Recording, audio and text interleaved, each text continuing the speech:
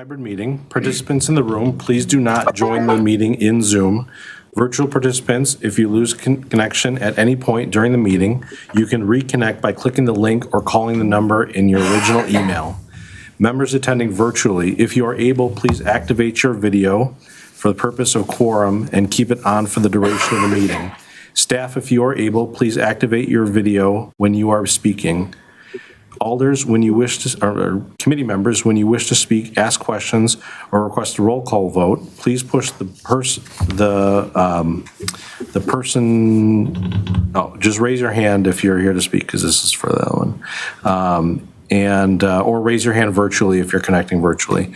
Those in the room will have their microphones on at all times, but then the chair will just recognize you to speak when it's your turn to speak. And then members of the public who have registered to speak, those appearing virtually, your name you entered in Zoom must match the name you entered in registration. You will remain muted until called upon. If you are here in person, when you are called to speak, approach the desk and you'll be recognized when it's your turn. For all registrants, the clerk will tell you when your time is up. I have a little timer here I'll set for 3 minutes. And after all public speakers, a member of the body may ask you a question. If you need to share documentation with the committee, please send it to licensing@cityofmadison.com, the one that you got the email from last Friday. Thank you, and Chair, the floor is yours. Sure. Looks like we have a question from Assistant City Attorney Brest.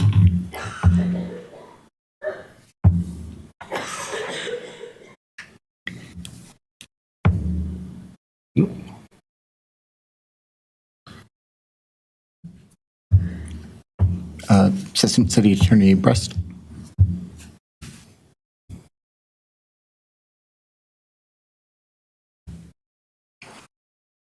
Go ahead, Steve. Jim, if you could click on the Who are you talking to? Talking to you. Steve, you have your hand up? I'm talking to Jim. Oh, Okay, because I'm not receiving any was I muted that whole time? audio online. Right. The room is currently muted. Jim, if you could click unmute on the touch panel. All right, so I'll have to I'm do unable that. to do that remotely. I'll have to read that again. All right. So this is our very first ever hybrid meeting, so welcome and bear with us. Yeah, all right, so let me do that again. Welcome to our hybrid meeting. Participants in the room, please do not join the meeting in Zoom. Virtual participants, if you lose connection at any point during the meeting, you can reconnect by clicking the link or calling the number in your original email. Members attending virtually, if you are able, please activate your video for the purpose of quorum and keep it on for the duration of the meeting. Staff, if you are able, please activate your video when you are speaking. Committee members, when you wish to speak, ask questions, or request a roll call vote, please raise your hand or in person, or raise your hand virtually if you're connecting virtually. Those in the room, the mics are on at all times. If you need to mute them for whatever reason, you can hold down the push button and that will mute it. But otherwise, they are always on. And then when you're finished speaking, if you're virtual, you can just mute yourself whenever you're done. Members of the public who have registered to speak, those appearing virtually, your name you entered in Zoom must match the name you entered in the registration. You'll remain muted until called upon. If you are here in person, when you are called to speak, approach the desk that's right in the center with the microphone, and then after you finish speaking, or there'll be a timer set. It's a 3-minute timer. It'll beep once the time has expired. And after all public speakers, a member of the body may ask you a question. If you need to share any documentation with the committee, please send it to the email on today's agenda, licensing@cityofmadison.com. Thank you. Chair, the floor is yours. Of course. This meeting is governed by Robert's Rules of Order. All speakers wishing to address the committee regarding an agenda item must first complete a registration form and submit it to the city clerk designee. Speakers may speak to the committee only after they're called by the chair. Each speaker will be limited to 3 minutes. After speaking to the committee, please take your seat in the gallery. The public is not allowed to address or respond to speakers or committee members unless they've been recognized by the chair of the committee. Mr. Verbrick, are there any notified absences? I don't believe so. All right. I call this meeting of the LRC to order at 5:45 p.m. Will you please call the roll? Mr. Breshuk? Here. Here. Alder Carter? Alder Carter. Donnelly? Present. I hear Farley. Alder Miadzi? Present. Yeah, present. Dr. Reese? Here, and Farley just joined. All right, cool. I see a thumbs up. Works for me. All right. Alder Revere? Here. You're here. Ms. Westra? Here. Here. And Mr. Fletcher? Yeah. Excellent. Chair, we have quorum. Excellent. First order of business is approval of the minutes from our meeting on December 21st. Committee, what's your pleasure? Alder Miadzi. Approved minutes. Hear a motion to approve and see a second from Mr. Bruchak. Any corrections or discussion? Hearing none. Is there any dissent? Hearing none, motion carries. Minutes are approved. Mr. Vipik, are there any registrants for general public comment? Let me check.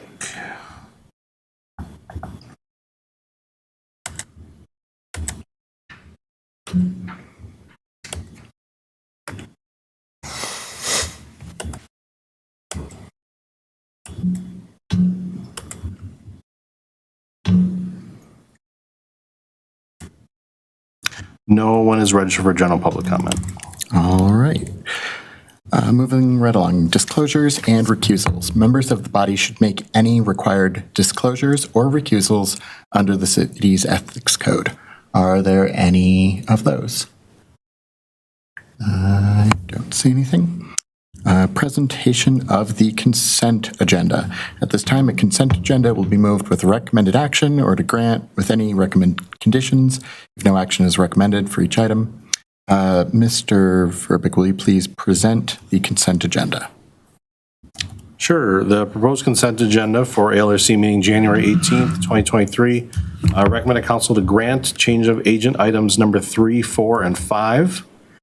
Recommended council to place on file without prejudice number 7, 21 plus entertainment license, and a referral to February 15th, 2023 ALRC meeting, item 9, public hearing new license. Item 7, that's an 18 and up. I'm sorry, 18 up, yep. All right. Are there any requests for separation of any of these items? Jim, are you talking at the moment? Yeah. Is it muted again? Oh, there. I am now. Can you hear us now? Cool, just checking. Did you hear me read the proposed consent agenda? We heard up through number 7. Oh, and then after 7 was referred to February 15th, 2023 ALRC meeting, item number 9, public hearing new license. Mr. Burchak. Is the 21 plus entertainment on the consent agenda for Lush Lounge, 21 plus entertainment license, recommend a place on file without prejudice? Is that correct? Yes. and 18 actually plus, but yes. Yeah, actually should be 18 plus, but yes, to place on file. Okay, so in the agenda, there is an 18 plus for that establishment. Yeah, the consent agenda should have said 18 plus. So we're not talking, so the proposal is then to not talk about the entertainment license for Lush Lounge? Correct. The applicant has said that they wish to withdraw that application, so. Okay, sounds good to me. Any other questions or items people would like separated from the consent agenda?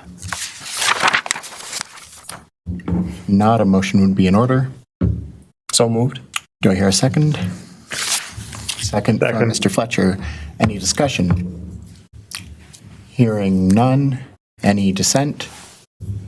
Hearing none, motion carries. The consent agenda is approved as proposed. Mr. Verbeek, would you please read through it again so anyone who is here or watching and has one of these items knows that they don't need to hang out anymore? Sure. Excuse me.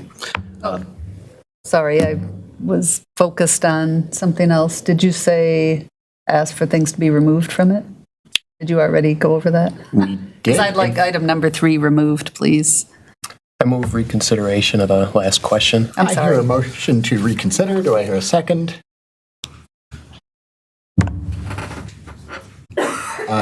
Second from Ms. Farley. Any discussion? Hearing none. Any dissent?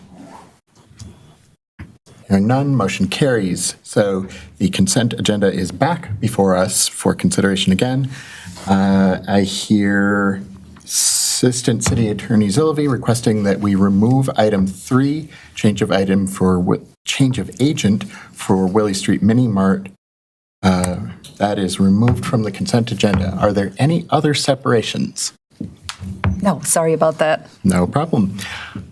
So the consent agenda now contains granting items 4 and 5, placing item 7 on file without prejudice, and referring item 9. Do I hear a motion? So moved. Hear a motion from Mr. Bruchak to approve the consent agenda as amended. Do I hear a second? Second from Ms. Westra. Any discussion? Hearing none. Any dissent? Hearing none, motion carries. Consent agenda is approved as amended. Mr. Verbeek. All right, the past consent agenda for ALRC meeting January 18th, 2023. Recommended council to grant item number 4, change of agent, Quick Trip Inc. at 5445 University Avenue. Item number 5, change of agent, Quick Trip Inc. at 6702 Raymond Road. Recommended council to place on file without prejudice. Item number 7, 18-plus Center for Performing Arts license Lush Lounge LLC. And item number 9, and referral to ALRC February 15th, 2023. Item number 9, public hearing new license Vice Grounds LLC at 6067 Gemini Drive, Class B combination liquor and beer. Excellent. Thank you very much. So, on to item 2, operator's license application for Gary Elmore. Do we have Gary here today? Come on up to the table there, please, Gary. And Captain Sanders. See another? Oh, yeah, Captain Sanders. Can you please let us know why Gary's application was flagged for our attention? Well, good evening and Happy New Year. Mr. Elmo's application was brought up in front of us tonight due to me noticing a concern that came across my attention during the background process. This concern is referenced guideline number 5 that cites an applicant must truthfully and completely fill out application. I don't know, however, if this was an online situation, but under the section of convictions, the application lists no citations, tickets, municipal ordinance violations, or criminal convictions. And during that, like I said, during that background process and looking at your file, there are multiple convictions for battery, OWI, OWI2, disorderly conduct, and disorderly conduct, again, stemming back from 1988, leading all the way up to 2020. Mr. Elmore, this will be your opportunity to explain why those items were left off of your application. Is he saying that I left things off? Okay. Yes. My understanding was I brought my arrest record, which I received downstairs at the clerk's office, the entire arrest record that I had, and I gave it to the lady downstairs, and she put it in with my application for the operator's license. It was on a piece of paper a lot like this, and it went, all of those convictions are arrests. They weren't all convictions. Some were thrown out, but that all went to, I believe, to the police department at that time. 45 days later, I'd made a call over to them to see if I'd got my license. The manager of where I was working asked if I'd heard anything yet, and I said no, and they said they were looking at it, and then I believe I spoke with Mr. Burbick, and he said that he would call over and find out what was taking a while to get that done. And then I received email saying that it was denied, and that I had, if I believe right, I had the option to come here and explain the situation. I don't know, you didn't receive that, sir? That piece of paper with that was the arrest on there? It is attached here. Yeah, I see it. You did? Mhm. Okay. I also believe that 20 was the 2020 was a ticket, as a $100 fine for that I received. I suppose that's part of the process as well. But I was at Brothers. I got 3 minutes here. Is that right? Can I explain a little bit about myself too? Is that okay? You are welcome to if you'd like. Well, I just wanted to say that I've been in the restaurant business my entire life. I started when I was 14 years old washing dishes, and I ended up at Brothers 3 Bar and Grill. I think a lot of you might know where that's at, Fair Oaks Avenue. I was the bartender there for 28 years. Never received a police contact while I was there, except for one time. I had, which is on the record, there was a misuse of telephone, and they came there and arrested me there. Other than that, I had no police contacts during that 28 years, I believe. When I was working for Rick Sawyer at Brothers 3 Bar and Grill, new owners purchased it. I was let go. I've been filling applications out at reputable places lately, and they all ask me if I have convictions in my background, and I say yes, and they say, well, the criteria for us is that you've never been arrested. So I'm here today to ask you to reinstate or say yes to getting my operator's license, because I do have job offers out there to continue to work in the restaurant business, and part of that work would be as a bartender. And I have been involved in NA and AA, which I never really had a problem with narcotics, but I have been involved with AA for 3.5 years now, and been sober for 3.5. I attend church 3 times a week. I'll be going tonight at 7:30 for Bible studies, and that's not to convince anyone of anything. It's just that was my choice in life today, to be a better person inside. I had a lot of anger growing up from my childhood, and I'm pretty content now with myself. I feel good about who I am today, and I understand that my alcohol led me to make some bad decisions over my lifetime. So like I say, I'm a restaurant worker. That's what I do, and that's how I make a living. I've got about 2 months left. I paid my rent all the way up. I just recently had total hip replacement in November, and I've just now getting to the point where I can get out and apply for work. And I've already had some people say, if you want a 10-bar, come, but I don't want to do it on the down low. I'd rather be up and get my license like I'm supposed to, and be a respectable citizen of Madison, and do things the right way. Like I say, all my life I've been in the restaurant business. That's what I do. Cool, thank you. So, Captain Zanders, it sounds like Mr. Verbeek was able to confirm that Gary did include exactly what he said with his application. So, other than the absence of that, do you have any concerns? No further issues. In full transparency, this was completed by my operations lieutenant, but yes, I apologize for missing that. However, again, it was the appearance of the application that did not actually cite the citations, although there was attachments. Cool. All right. Committee, what's your pleasure? Oh, Assistant City Attorney Zelovy. Do I have to push this to be seen? Oh, I don't know how to act in a in-person meeting None anymore. of us do. You just raise your hand, get called on. Okay. I just have a question about the operating a firearm while intoxicated. Can you tell us what I can. that involved? Sure. I was at home one night and I received a phone call, and I had been drinking, and I was at home in bed sleeping, and my phone rang, and there was some threatening comments made to me on the phone. It happened to be a worker that I worked with. I found out later. I called the police department myself and asked them to come to my address, because I heard some gentlemen talking outside my screen door. And I grabbed my weapon that was next to my bed, and I walked outside to meet the police. I told them on the phone, I have a gun on me because I am scared. And when they showed up, they asked me to put it on the ground. I did. The officer took me into the vehicle, walked with me back into my apartment. She told me how much the getting out of jail would be, the bail. She walked with me back into my apartment and let me get to bail. When we went back out to her car, she didn't even, I don't know if I should say this, but she didn't even handcuff me then. She didn't put that little wire on me, and she said, let's get you uptown so you can get back home, and you'll get your gun back. Well, I never applied to get it back. I thought, just forget it. I just want to be out of this. I got a $100 fine out of that with court costs because of the situation where I made the call for the police to come to me because I felt threatened. So, and she said, if you just would have stayed inside, Gary, because you've been drinking, I got to take you to jail. We just against the law to have a firearm on you while you're drinking. I wasn't walking around with it. I do not carry a firearm, never have.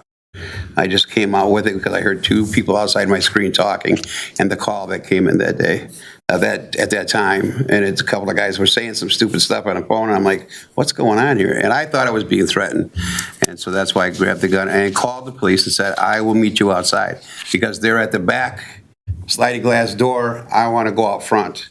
So I walked down the hall, and as soon as she pulled up, I sat on the ground and put my fingers together, put them on top of my head, and she walked up and took the gun, and then I ended up bailing myself out that night. So Called the Assistant cab and went City home. Attorney Sylvie, does that answer your question? It does, yes. Mr. Burshak? I think Alder Carter may have had. Oh, sorry. Alder Carter?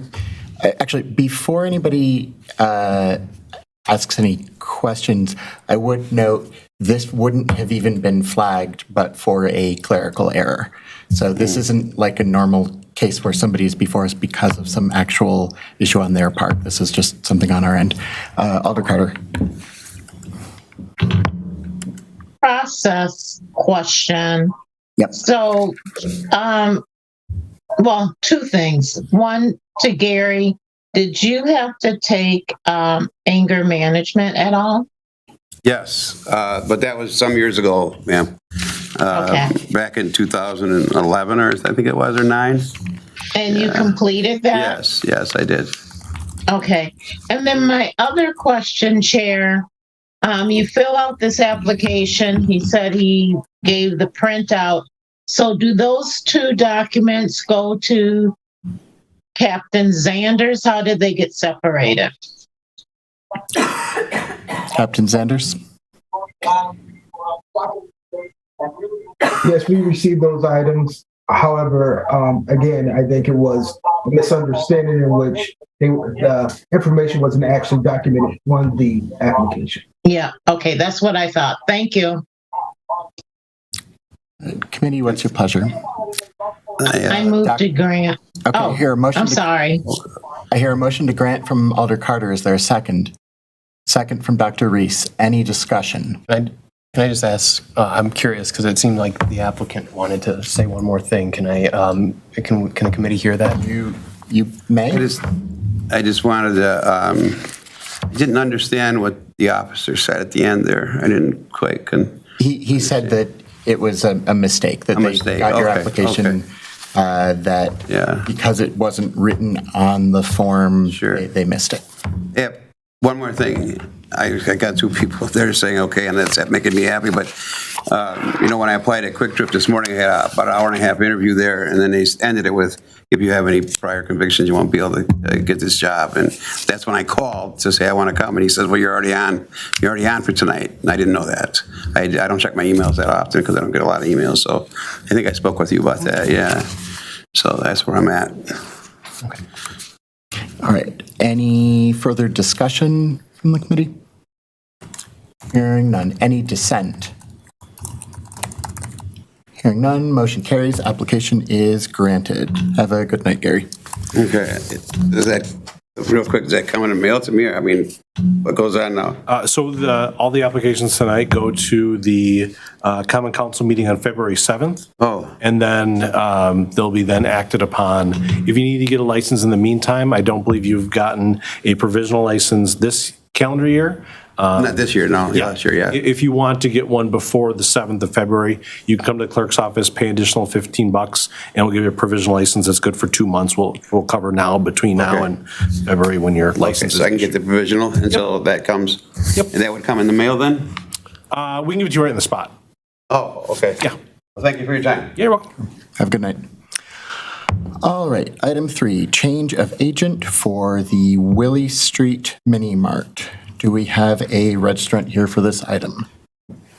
We have 2 registrants.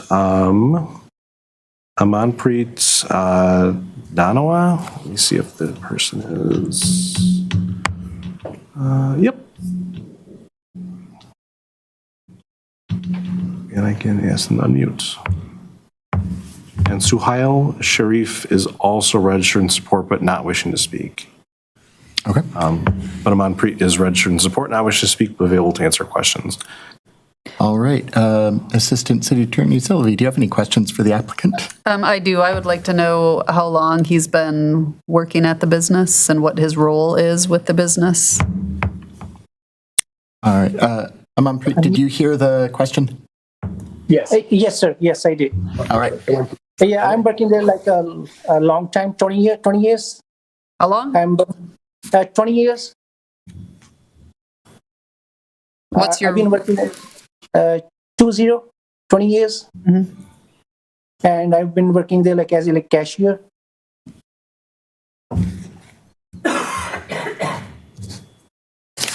So you were working there during the time that the activities for which the owner was recently convicted were going on, correct? Yes. Were you aware of those activities at the time? Yes.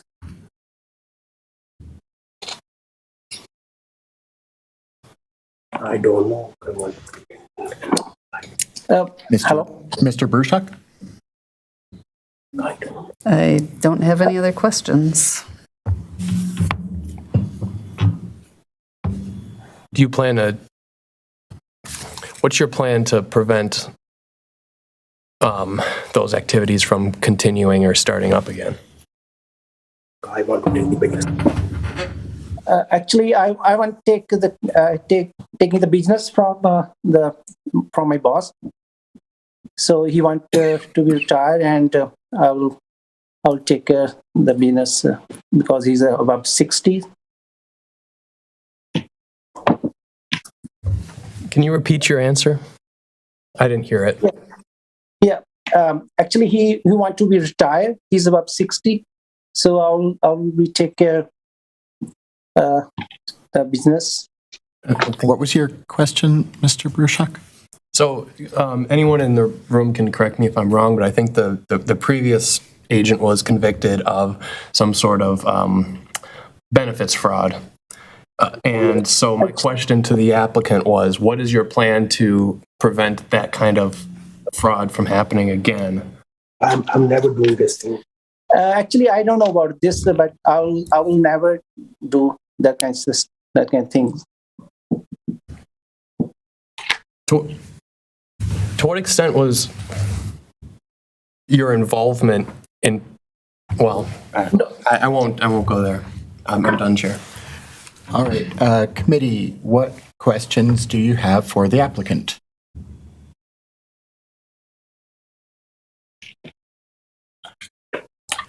Alder Carter. Thank you. So this is going to be a big responsibility for you, and you've been there 21 years. Yes. Yes. So can you tell me how is this location going to be managed differently under your direction? Can you explain that to me? Yes, I will. I will do my best. I will never I will never treat the wrong to anyone. I will do my best.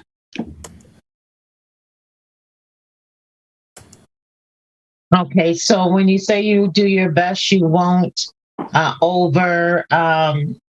you will keep a respectable establishment? Yes, ma'am. Yes, ma'am. Okay. And you were there 21 years. Did you do any management while you were there? No. Just the cashier? Yes. Okay. Okay, thank you. Yeah. Thank you, Alder Carter. Committee, are there any other questions for the applicant? Ms. Westra. So is this a change of agent or is this a change of ownership?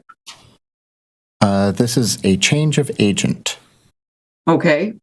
Because it sounded like in what he was previously saying was that he was taking over the business as a new owner. So I'm wondering if this application is appropriate or not for this situation. That is a good question. Amanpreet, are you, who is going to own this business going forward? Me. Is me. I will take care of the business in future. You'll take care of it, but are you the legal owner of the business? Not right now, but I will. Who is the legal owner of the business? Is Kuldeep Mavi? And is that the same person who has been owning it for the last several years? Yeah. Yes. Okay. Ms. Westra, does that answer your question? In a way, yes. Alder Revere. Thank you, Chair. I had the same question as Ms. Westra based on the applicant's prior responses. So I just want to make it clear to the applicant that if indeed he does purchase the business, that he will need to file an application for a new license. Do you understand that? When I buy the business. Yeah. Yes, I will buy the business. Then that time I will do that. At that time, you will do what? If I have to put the new application. That time I'll put the new application. But right now he is the owner. Alder Revere, do you have further questions? If I could seek one more clarification, please, of the applicant, Chair. So do you plan for later this year to become the owner of the convenience store? Yes, sir. Do you have an estimate as to how soon that would be? Maybe around 6 months. Okay, I see. So just to be clear, you need to go, seek the assistance of the city clerk's office and make sure that you file all the proper applications in advance of that occurring. And then come back to a future meeting with us. Just wanted to make sure that you realize that. Thank you. Mr. Fletcher. Thanks, Mr. Chair. I just want to just ask the applicant, is there, Amanpreet, is there another individual there sort of assisting you with answers? I think we've heard another individual in the background, and I think for the record, typically we just clarify folks who maybe they're assisting, sort of who they are.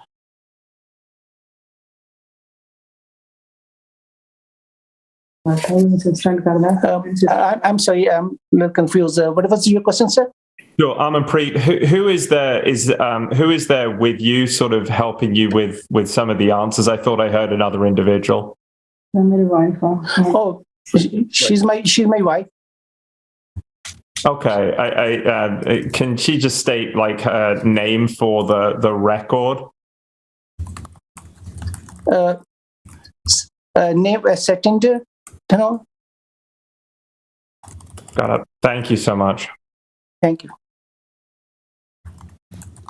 All right. Thank you, Mr. Fletcher. Committee, what additional questions do you have for the applicant? Assistant City Attorney Zilvey. I have discomfort with this, given that he said he was aware of the illegal activity going on. It just seems odd to me that you would appoint an agent who has acknowledged awareness of the illegal activity. To be clear, are you asking a question of the applicant? No, I'm addressing the committee. Just making sure. Okay, Mr. Burshak. Is there anything in the law that would preclude this person from being an agent, given that they may or may not have been in? I don't want to suggest that he was involved in the fraud, but he admitted that he knew about it. Right. So is there something in the law that... It's convictions, but he... That still doesn't mean that you have to approve something just because somebody applies for it. Okay. So the committee has 100% discretion on this question. Thank you. Chair, I won't be supporting the approval of this. Noted. Ms. Farley. I have a question for Mr. Verbeek, I suppose. Did he say that he was aware of the activity at the time it was occurring, or he was aware now that the activity occurred past tense? I don't know. You're welcome to ask the applicant, though, Ms. Farley.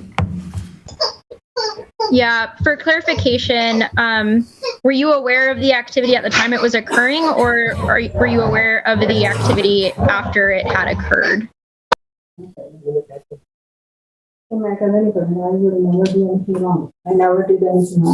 Yeah, I don't know about it, but I will never do anything wrong. I will do my best.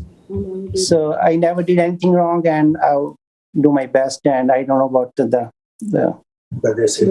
thing, yeah, other things. Ms. Farley, did that answer your question? Yeah, well, no. I totally understand it. I think my question is if you were aware of the activity when it was happening. No. No. Mr. Bruchak?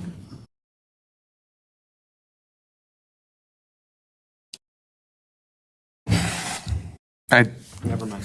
Pass. All right. Are there any further questions for the applicant? All right. Ms. Farley? Yeah, this is a point of information, I believe. Given the situation that the applicant is becoming the owner, do we have a precedent for handling that, or does it even make sense to have a change of agent? So we do, but it sounds like there's a change of agent happening now and a change of ownership possibly or likely happening 6 months down the road.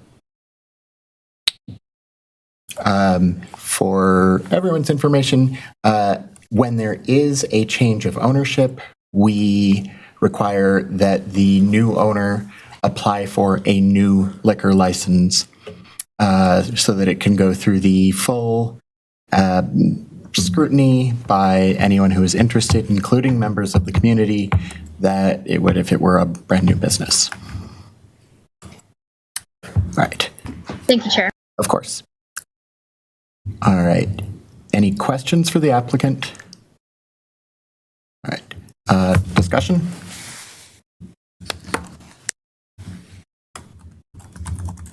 Or a motion would be in order.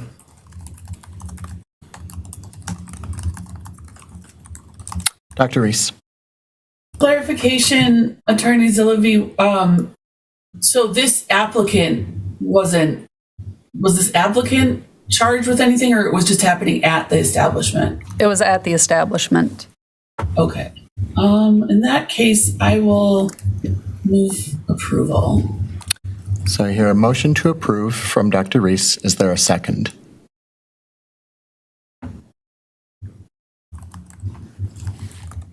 A second from Mr. Bruchak. Any discussion of the motion?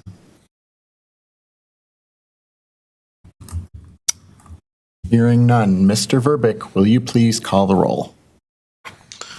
Mr. Bruchak? No. Mr. Bruchak, no. Alder Carter?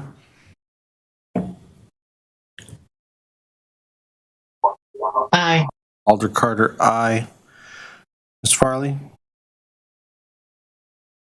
I would like to abstain. I'm unsure. Ms. Farley abstains. Alder Miadzi? Abstain as well. Alder Miadzi? No. No. Alder Miadzi, no. Dr. Reese? Aye. Dr. Reese, aye. Alder Revere? No. Alder Revere, no. Ms. Westra? No. Ms. Westra, no. Mr. Fletcher? No. Mr. Fletcher, no. Chair, that is 2 ayes, 5 noes, and 1 abstention. All right, the motion fails. Would someone like to put forward another motion? Mr. Bruchak. I think the committee might benefit from thinking or perhaps getting a further assurance from the applicant that, you know, a more specific plan to prevent what was happening again. And also, I believe the committee would benefit from hearing a clear answer from the applicant about the extent to which the applicant was involved or knew about what was going on and when. And so for that reason, I move to place on file without prejudice. All right, I hear a motion to place on file without prejudice. Is there a second? Is that a second, Ms. Farley, or are you fending off an animal? That's fending off a dog. I'm sorry. Not a problem. I see a second from Ms. Westrop. Any discussion?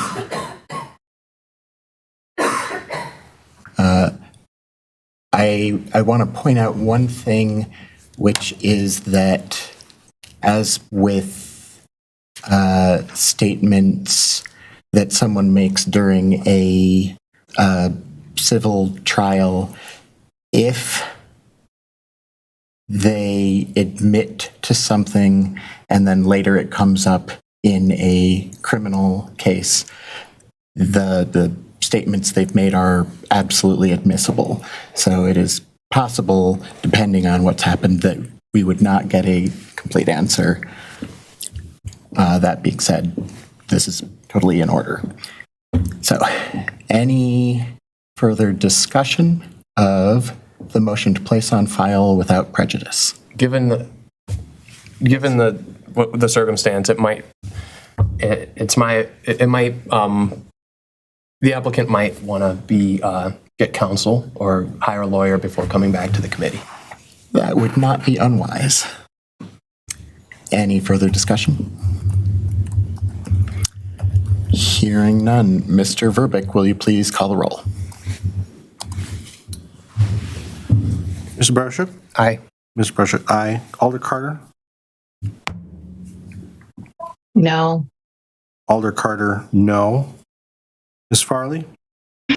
The motion is to move to file without prejudice. Is that Place on correct? file without prejudice, yes. Aye. Ms. Farley, aye. Alder Miadzi? Aye. Alder Miadzi, aye. Dr. Reese? No. Dr. Reese, no. Alder Revere? Aye. Alder Revere, aye. Ms. Westra? Aye. Ms. Westra, aye. Mr. Fletcher? Aye. Mr. Fletcher, aye. Chair, that is 6 ayes, 2 noes. All right, motion carries. Item 3 is placed on file without prejudice. For the applicant, what that means is while this application has not been approved, there's nothing preventing you from applying again in the future. So next up, we have item 6. Item 6 is a change of licensed premises for Sunny Pho. Do we have a registrant here for this item? We do. Couch Kim is registered. And I don't know if they've called in or not. There's no one by that name in the registration list. Yeah, you see. Let me allow this phone number to talk and see. Is this you? Oh, excellent. Well, come on up. Person. Awesome. We're so unaccustomed to people being in the room, we forgot to check. Sorry about that. So can you please introduce yourself and tell us what you're proposing? My name is Coach, and then the owner of the Sunny Pho restaurant, family restaurant. And what are you proposing to do? Just like to add on like a little alcohol in there, a little bit for some customer. They just kind of have 1-2 beer like that, and then we have another room. We expand so more capacity. All right, that seems pretty straightforward. Yeah. Committee, what questions do you have for the applicant? Mr. Bruchak? So that room was previously being used for something else, and you wanted. Right now, no. We just remodel or like make another room next to it. So the remodel resulted in additional space. Yes. Okay, additional that you space. want to make make it use of. bigger. Okay. It's an empty room before, but you can just put a, Okay. bigger room. More tables. Thank you. Ms. Farley, then Mr. Fletcher. Can I move to grant? Sure. I hear a motion to grant. Is that a second, Mr. Fletcher?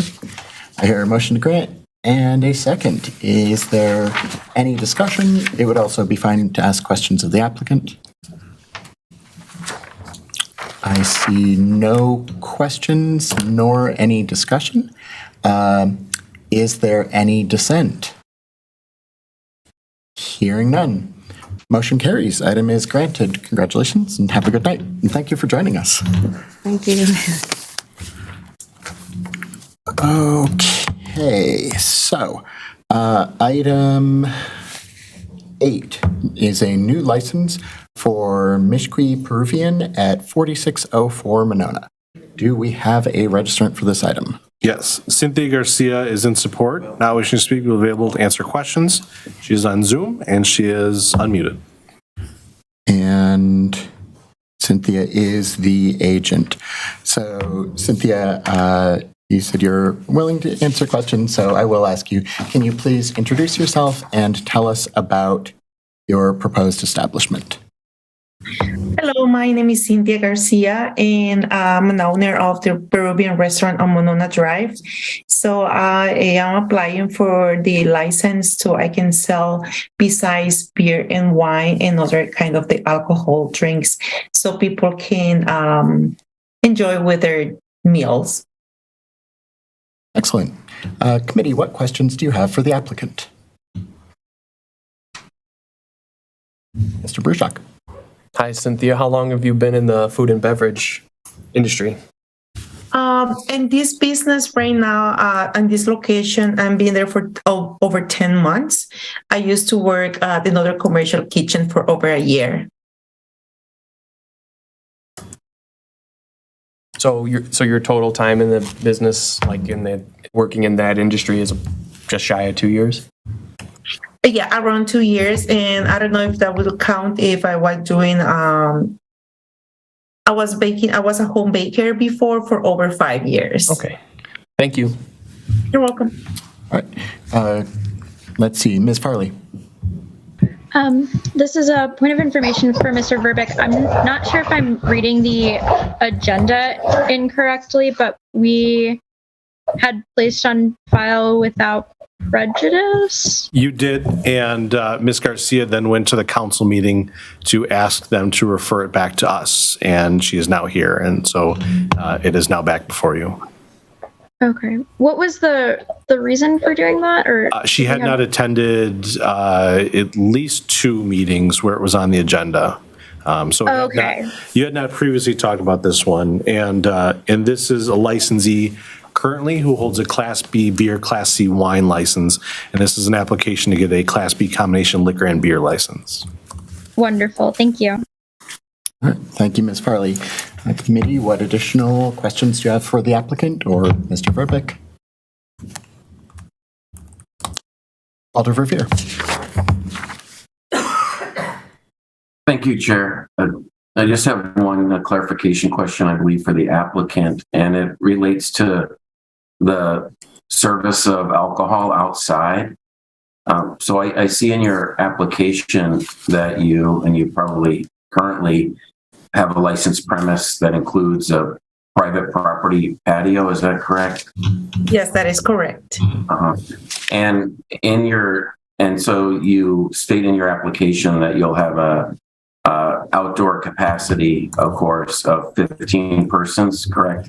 Yes, it is correct. Yep. So I think just technically, and we can add this on the record here during the meeting with the assistance of the Deputy City Clerk, but in question number 8, in terms of what your legal licensed premise would be, where all alcohol would be served and stored and so forth, you don't mention that any of it would be outdoors. So if we could, just to clarify one more time, you do intend to have your new license to include service in this outdoor patio? Yes, I would like to do it outdoor, but if there's any issue that we cannot do it, I'm okay with that, not serving alcohol outdoor. There's no, I don't think we just there's want to any. make sure everything's in order. There certainly, yeah, thank you, Chair. There certainly is any concern on my part. It's just that in the last sentence of question 8 response, where you say alcohol will be served in dining room and bar area, if we could also include then the outdoor patio as well. Yes, please. Thank you. Mr. Rubik, can you make that update, please? Wonderful. Committee, what questions do you have? Also, or a motion would be in order. Ms. Farley? Just a quick question. Are there any actual changes to your establishment, like layout, like bar area or anything like that are happening, or just moving from serving beer and to being able to serve hard liquor? Yeah, I just being able to serve like the other cocktails. But there's no any more changes. Thank you, Cynthia. Thank you. Minnie, what's your pleasure? Mr. Fletcher? Move approval. Your motion to grant from Mr. Fletcher. Is there a second? Second from Ms. Westra. Any discussion? Hearing none. Any dissent? Hearing none, motion carries. Item 228 is granted. Congratulations, Cynthia, and have a good night. Thanks, you too. All right, next item is item 10. Item 10, a new license for Staybridge at 3301 City View. Do we have a registrant here for this item? Jigar Chakshi? I don't see them in this, unless it's that other number. Let me just ask this person. Yeah, let's just give it a try. Whoever's at the phone number that's called in that ends in 0656, I think you have to hit star 6 to unmute or star 9 to unmute or something like that. It's star 6. Star 6. Okay. No. What is your name?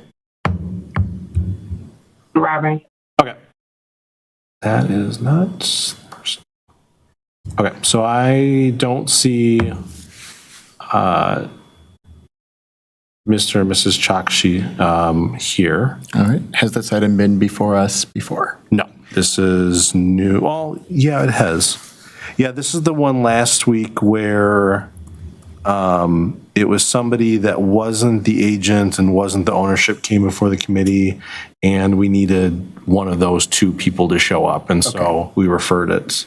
So there's been a referral, but this is the first no-show. Correct, and this is the person who registered is going to be the agent, but they are not here in my list, and they're not in attendance. All right, Ms. Westra. Jim, wait 1 sec. It says agent is Shashki, but on the application it says Patel. Oh. Oh, I do have a Sunny Patel here.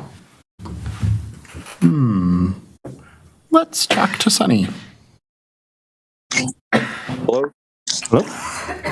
Hey, I'm for the Best Western Westtown Suites. My corporation name is Kodiak Corporation. Okay, so that is a different item. Sorry for the confusion. Yep. No, you're good. You're good. All right. So, committee, it appears we do not have anyone here for item 10. What is your pleasure, Ms. Westra? Move referral to the next meeting of the ALRC. Your motion to refer, is there a second? Second from Ms. Farley. Any discussion? Hearing none. Any dissent? Hearing none. Motion carries. Item 10 is referred, ERRED, to the next regularly scheduled ALRC meeting. Next item is item 11. Item 11 is a new license for Lush Lounge at 3765 East Wash. Do we have a registrant here for this item? Alyssa Davis is registered on Zoom and is now being permitted to speak. Hi. I would like to, I've prepared a little speech for you guys. I would like to start with thanking the committee for all of your concerns and extra dedication. It really shows that you all exist to assist. It really shows that you care, and I especially appreciate that being a young businesswoman and this being my first brick and mortar establishment. With your continuous support and advice, I know Lush Lounge is in the right hands for this prudent time to come. Moving forward, I want to keep as much transparency and open communication as possible with the city. I realized from the last 2 meetings that there were some gray areas. I have been working diligently to make the improvements that were recommended by all of you. Please refer to the emails I sent, where you will find documents and videos proving I am the sole owner of Lush Lounge. You will also find a list of employees with their credentials, as well as the security team and their credentials. I'm not going to lie, I'm extremely nervous right now. Lush Lounge has always been my dream. Over the last year, I just got out of a 12-year domestic relationship and became a single mother of 3. I have experienced more than you can imagine, but have overcame every obstacle. To be honest, my domestic violence situation is what bonded me and my former manager, Ms. Thompson. With us both being single mothers and victims of domestic violence, due to Robin's criminal background, which contains prostitution, drug offenses, and theft, the city and police department insisted that she not be an owner.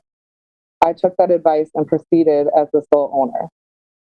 I wanted to keep Robin a part of my lifelong dream, so she was hired as a manager with the approval of the ARLC and police department. Unfortunately, shortly after opening, things took a turn with Ms. Thompson fast. She was terminated due to unethical and inappropriate behavior towards employees and customers, as well as 2 theft incidences. I chose to terminate Robin, but not press charges due to the previous friendship we shared. I did not want to hinder her from any future endeavors, even with all the turmoil she has caused to not only me, my children, my business, my employees and their families. I still wish nothing but the best. I would like to put all of this behind me and move forward and get Lush Lounge back open. Like I stated earlier, I have provided you all with ample documents and videos proving I am the owner of Lush Lounge, as well as Robin stating it herself. I hope you all see the truth in this and the negative effect having Lush Lounge close has caused myself, my children, my employees, and their families. Thank you all for your time. Alyssa, I think you've done the single best thing somebody can do when they are nervous about something, which is prepare. So, Thank you. Committee, what questions do you have for the applicant?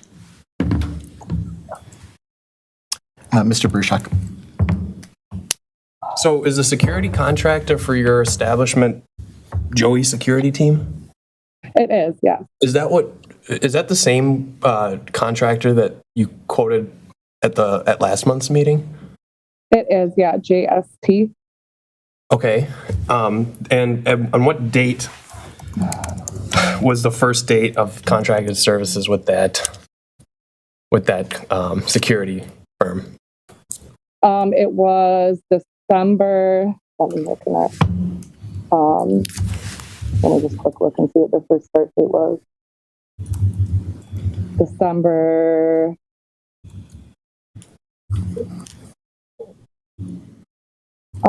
It was December 23rd. Okay.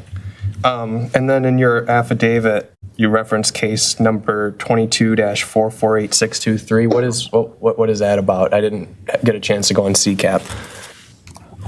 So that is referring to a battery charge that Robin had called and filed with the police department a day after she was terminated. Okay. She then proceeded to call them, and from what I wasn't able to get the reports, but they said that the ARLC, I believe the assistant attorney would be able to look at it, but she had called and filed a report, and then when Officer Swanson had or Detective Swanson, excuse me, had followed up with them that. Right. I think Can you hear me? you've answered the question. One final question for now. During the last month's meeting of the ALRC, were you unaware that JST also went by the name Joey Security Team? Yes, I was. Okay, thank you. All right. What additional questions do people have for this applicant? I don't know if I got cut out. Sorry, I don't know if I got to finish my statement. The detective never proceeded to even. Alyssa, you've answered the question. Oh, did I? Okay. Yeah. All right. Mr. Verbeek, of course, do we have any other registrants for this item? I don't see any. Let me just refresh real quick.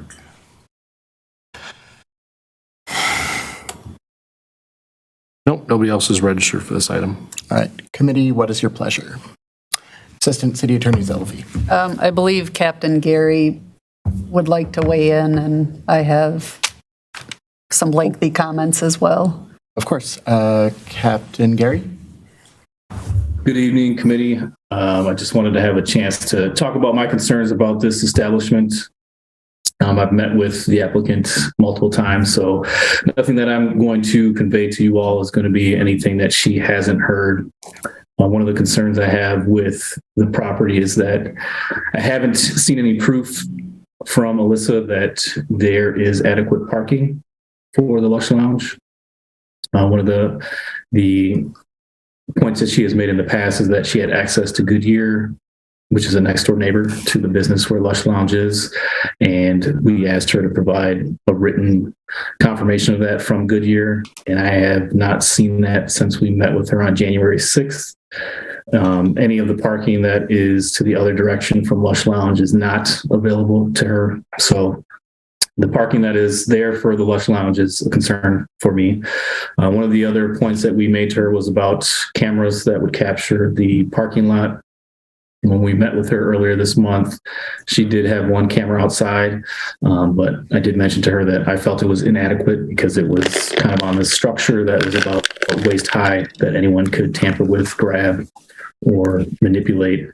So she did send some pictures today showing cameras that looked like they were applied to areas outside of the Lush Lounge that weren't as accessible as that one. So it appears that that may have been addressed, but I have not seen it in person. And then also, as was mentioned with the security firm, I don't have a lot of confidence in knowing whether or not they are able to perform the duties that she's going to be expecting them to do at Lush Lounge, because I really haven't been able to find any information about this security company. So I do have a concern there. And I guess one of my other larger concerns is the inconsistency that I have experienced throughout this process. When I initially approved or supported the application back in the summer of 2021, Alyssa kind of described this Lush Lounge to me as a place where people could come, have some food, drink some cocktails. It would be a quiet ambiance, and they wouldn't be open past midnight. Since it's been opened since September, she has advised me that they've pretty much been closing at bar time, at least on Friday and Saturday. There was obviously briefly an application for the entertainment license, which leads me to believe, and from what I've seen, is that it's kind of leading towards more of a nightclub feel than a lounge. And I'm concerned that eventually she will want to turn it into a nightclub, and that will obviously create some public safety concerns for me. And one of the other issues from the meeting we had on January 6th that doesn't provide me with a lot of confidence in the success of her running that business is we tried to asked her who her bartenders were that were working at the Lush Lounge, and she wasn't able to name the bartenders at that time. She did say that she was nervous with the meeting, but it was a meeting that she asked to have with myself and the assistant city attorney. So it was a little concerning to me that she couldn't provide names of bartenders then. Since before this meeting tonight, she has provided those names. So I guess what I'm trying to express to the committee is, if you do end up approving this liquor license, I would strongly suggest that it's based on the original application that she applied for back in the summer of 2021. And that's all I have to say. All right, thank you, Captain Gary. Committee, do you have any questions for the captain? All right, Assistant City Attorney Zelvi. First of all, the lawsuit regarding the business is still pending in Dane County Circuit Court. And there have just been so many I'll say misrepresentations as to various things associated with the business that are very concerning to me. One is the issue of the security firm. When we met with her on January 6th, she initially said the name of the firm was JTS. And then upon further questioning to find out what the name of the firm was, she said it was JSD LLC. She said he had a registered security business, that he'd been in business for 15 years. And clearly, neither one of those things is true. I mean, he recently registered as LLC for his Joey security team. And at the meeting in December, there was also questioning about the security and it getting down to say it in terms of I think it was Join Sam Tango, so JST Security. It was organized on January 12th, 2023, so just last week. So what she represented was not true at either the December meeting or when we met with her in January. She told us on that date, on January 6th, that she would forward us the security contract, or she said that at the December 21st meeting, and still have not seen a contract for the security. In terms of the entertainment license, she sent an email saying that she never filed an entertainment license and she wanted it withdrawn. She told Captain Gary and I that she never filed an entertainment license. Yet at the December meeting, I went back and I listened to it, and she said, things have been going well. Of course, there's been some hiccups moving forward, hence why I applied for the entertainment license. I want to have karaoke, hosts, DJs, and things like that.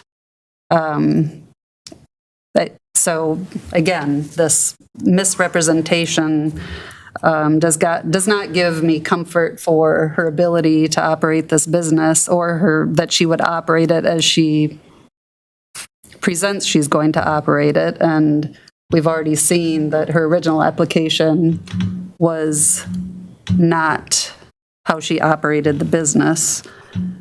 She still owes $17,000 to Frank Beverage, so I don't know where she'll get her alcohol from.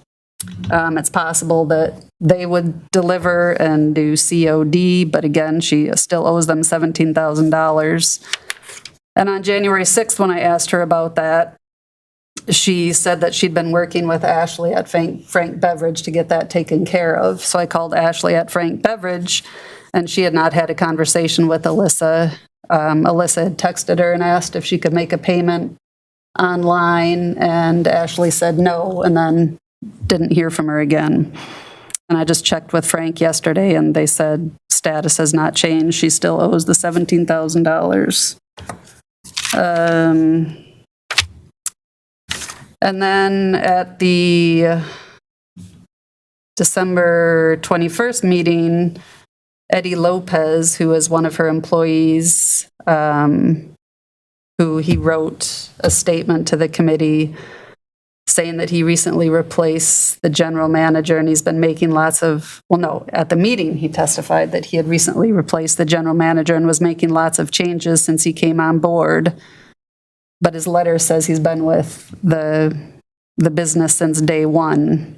And I mean, I've never heard mention of him before the December 21st meeting.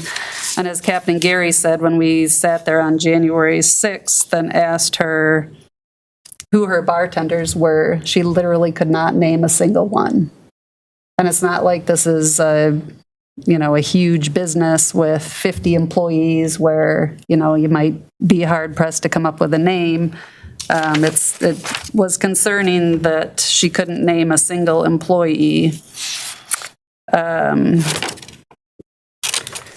And also on her list of employees, the Facebook page of one of them says that she's an owner at Lush Lounge.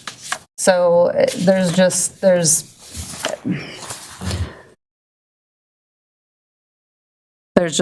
so many red flags here. And given the lawsuit that's still pending, in addition to all of this,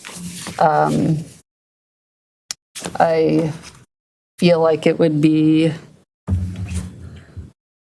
contrary to health, safety, and welfare for the committee to grant this license. So that's it. Can I ask just a question for Attorney Zillevi? Who are the parties in that lawsuit that you mentioned? Robin Thompson is suing Alyssa Davis and Lush Lounge LLC. And if it were the case of, just Robin filed some paperwork and is suing Alyssa, but she hired an attorney. So that's where everything stands. Mr. Burshak? One question for Alyssa. Alyssa, when you said you contracted with the security team on December 20th, 2022, that was before they had that the company had incorporated as an LLC. That's the conclusion I'm drawing. Is that what you're intending to sorry, I didn't mean to interrupt. After our meeting, I had requested documentation for their LLC, and they were not incorporated. I did get the resume from Joey Thompson, and he has graduated from a security school. He has 15 years of experience working at multiple different establishments, including the casino. So I was unaware that they were not incorporated and insisted if we were going to continue to contract with them that they would get incorporated, as they did. Okay. Mr. Burshak, do you have further questions for the applicant? All right. Committee, what's your pleasure?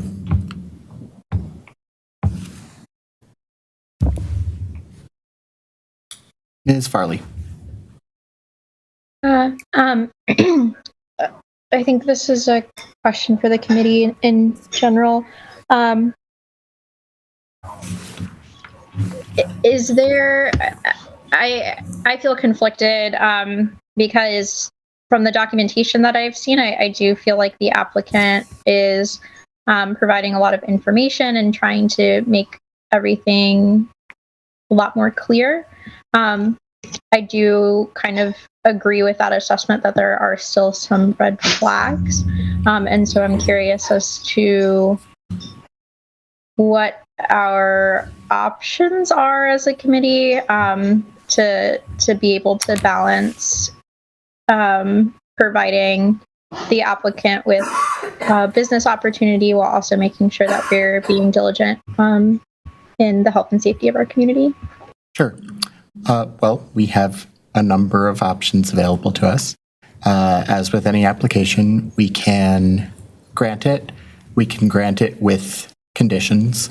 With the exception of conditions requiring it to cease service of alcohol before the state statutes say, we can impose conditions unilaterally.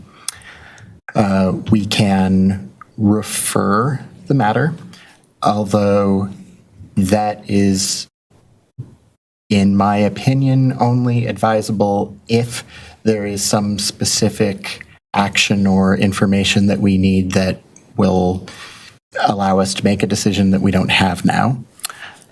We can place an application on file without prejudice, which would allow the applicant to make a new application in the future, or we could deny the application, which means they cannot apply for the same thing within a year.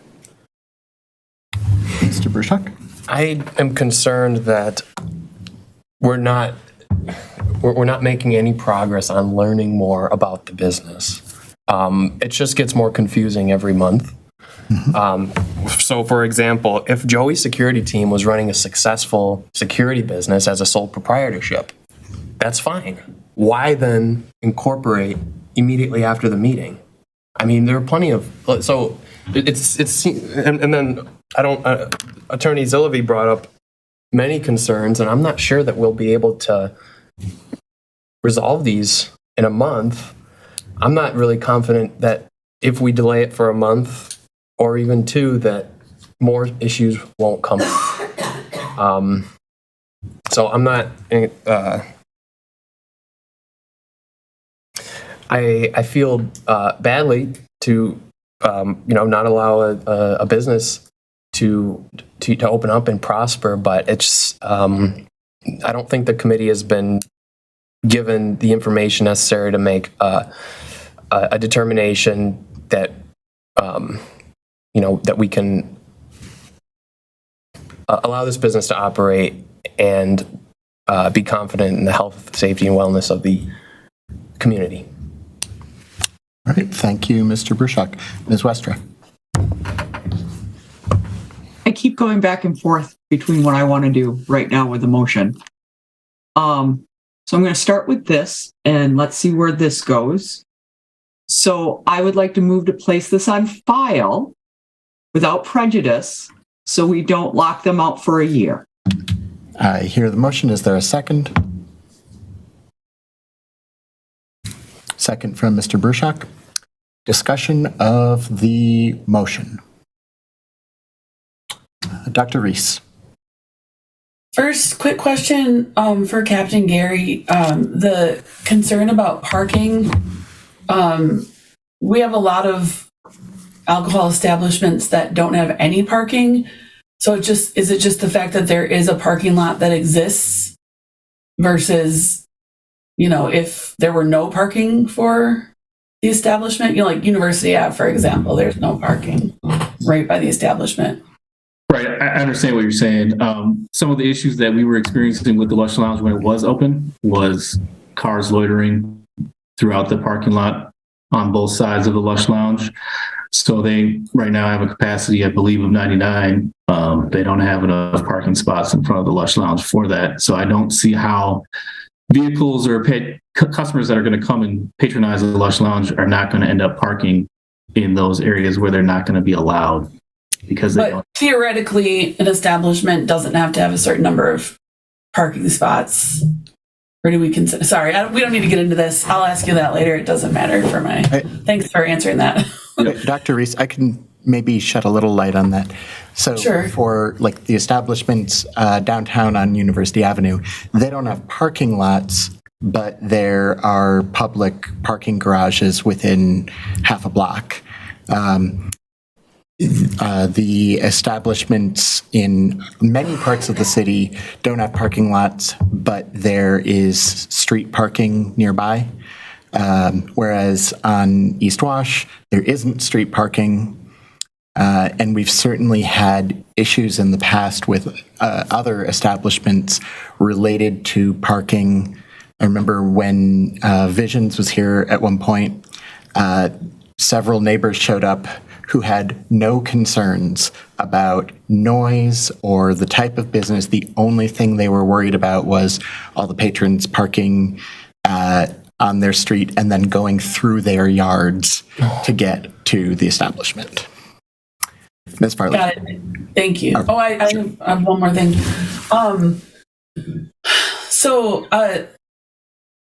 I feel a similar way as a lot of the other committee members have weighed in. Mr. Burshik, I'm glad that you mentioned, the security company could have been operating as a sole proprietorship, but if that was the case, why didn't we hear it?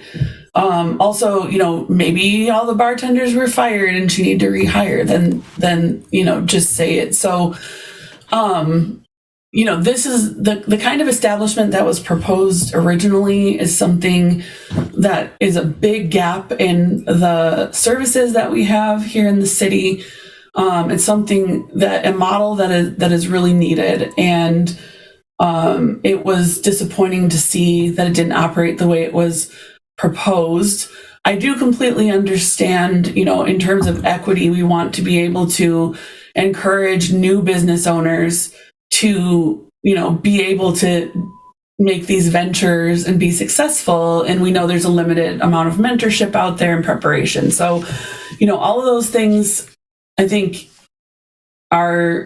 we can consider not as our charge for the committee, but how do we support young business owners as they come into the arena. But relevant to this particular case, I think the thing that kind of seals the deal for me is the level of transparency. So I really was impressed to see the follow through on the documentation based on what the questions that we asked at last month's committee meeting. That gave me hope that, this could go in the right direction. But hearing that there's still like that wobbling about what the facts are, and then we didn't receive an updated application. We received updated hours, but not an updated business plan. So I guess bottom line is I'm going to support the motion. And what I say to most people that ask questions about this and other processes that I'm involved in, always just say what you are actually going to do and be transparent, because then you find out if there's problems with it right away. You'll save everybody a lot of time, save yourself a lot of money and hardship if you just are straight up and keep the communication open, rather than trying to say what the committee wants to hear. And that's not only for this applicant. We get a lot of people through here that try to anticipate what we want them to say and say that. So just hoping that, anyone listening that wants to take on these ventures will take that advice. But at the end of the day, there just have been so many things that have come up with this. And so I think that the motion is the right move to make at this time. So there's not a lockout and there's still an opportunity for something else to come along. Thanks. Thank you, Dr. Reese. Ms. Farley.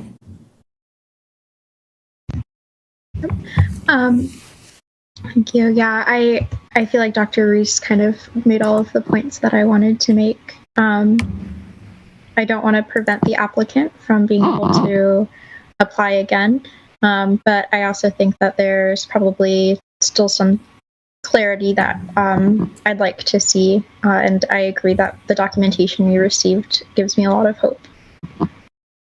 Thank you, Ms. Farley. Any further discussion?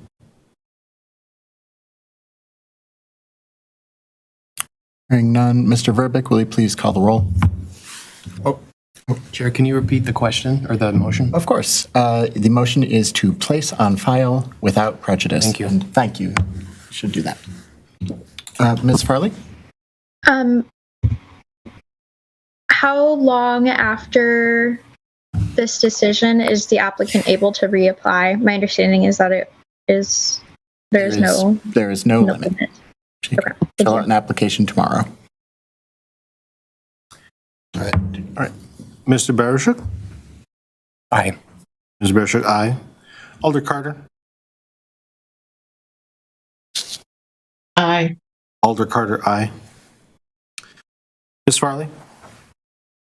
Aye. Ms. Farley, aye. Alder Miadzi? Aye. Alder Miadzi, aye. Dr. Reese? Aye. Dr. Reese, aye. Alder Revere? Aye. Alder Revere, aye. Ms. Westra? Aye. Ms. Westra, aye. Mr. Fletcher? Aye. Mr. Fletcher, aye. Chair, that is 8 ayes, no noes, no abstentions, or 1 abstention. All right, motion to place on file without prejudice carries for item 11, Lush Lounge. Next item 12, Ian's Pizza at 319 North Francis. Do we have a registrant here for this item? We have two registrants, both on Zoom. There is Nick Martin, who is in support, wishing to speak, and Rose Mohan, who is in support, not wishing to speak, but available to answer questions. And Rose is the agent, correct? Yes, Rose is the agent. Well, so Nick, if you are wishing to speak, go first. Please introduce yourself and let us know what your relationship is to the business at the beginning. And then you've got your 3 minutes. Thank you. And I apologize. We may have done this backwards. I was just here to support Rose in the application. I'm the managing partner for the 3 Madison stores. So here to answer questions in relation to, what we've done at other restaurants or what we're doing. But Rose has really spearheaded the application and is in charge of that location. So if I can amend that and just be here to answer questions, I'd be happy to do that. No problem. Thank you. Rose, can you please introduce yourself and tell us what you are proposing for Ian's? Hi, yes. My name is Rose. I am the general manager of Ian's Pizza on Francis Street. We are here just to obtain a beer license, so we are able to serve beer at our location during our lunch service and dinner service. That's pretty straightforward. Committee, what questions do you have for the applicant? Ms. Westra. Rose, the other Ian's locations, they currently sell beer at this time, have this license, correct? So currently our Garber location sells beer, and then our State Street location used to sell beer when they were across the street, but now currently they do not. Okay. And that was their own choice. Like when they chose to move, for some reason the new location wasn't eligible, and they said, alcohol isn't a big part of our business. Yeah, I believe it has something to do with the ownership of the building and some sort of conflict of interest that they're not able to. Something like that, yeah. Anyway, Assistant City Attorney Brist. I just want to clarify, Rose, are you applying for a wine license in addition to a beer license? The agenda seems to indicate that. Yes, that is what we applied for, but we are interested in solely selling beer. Our Garver location has the beer and wine, so that is just what I also applied for. So you're not seeking a wine license at this time? No. Okay, thank you.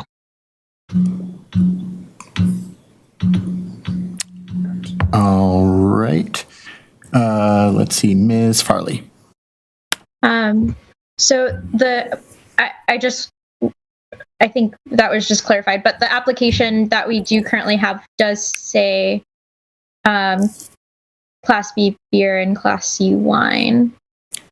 So do we need Rose, to update the application? Would you like Mr. Verbeek to amend that for you to strike the wine portion of the application? Yes. Excellent. Now we have clarity. Ms. Farley, any further questions? All right, committee, what's your pleasure? Move to I hear a motion to grant from Mr. Bruchak. Second from Ms. Westra. Any discussion? Mr. Bruchak. I just want to thank Rose and Ian's for being a staple in our neighborhood and continue working with Campus Area Neighborhood Association about their about first aid training and things like that. But I'm happy to vote aye on this application today. Excellent. Any further discussion? Alder Verveer. Thank you, Chair. I certainly concur with the remarks about Ian's being a community institution and appreciate Marty for his leadership all these years. I do want to ask Captain Zanders just to confirm what we've seen in emails from the Campus Area Neighborhood Association. I believe Alderperson Heck also referenced the Central District that Lieutenant Ed Marshall met with the applicant, and there are no concerns whatsoever on the part of the Central District with this application, despite the location. Captain Zanders? That would be correct, Alder. I had an opportunity to speak with Rose. I think the only clarification point is the email I just received referenced Canna and them stating that they actually had the NPD training that has not yet occurred, but there have been steps taken to make that training happen. And kind of viewing this and going into things, I was extremely impressed with Rose's ability to answer my questions and concerns that I had in regards to her establishment, i.e. operational cameras, de-escalation courses, checking for IDs and line maintenance. I do know that, one of my initial concerns was, I guess, from my standpoint, was the time frame of operations. And I often think, being downtown for as long as I've been downtown, the pre-game scenario, and is there a chance for over-serving? And that location is over-serving prevalent with the Cold Center right there, as well as multiple other establishments. So we're talking alcohol density and that notes. And Rose kind of helped ease some of my concerns, saying that they would be amendable to that actual time. However, I will stand by with Canna and saying that although there are those minor concerns, I think the establishment is doing a great job of communicating and attempting to address any concern that I may have moving forward. Thank you very much, Captain. Thank you, Chair. Thank you, Alder Revere. Any further discussion? Hearing none, is there any dissent to the motion to grant?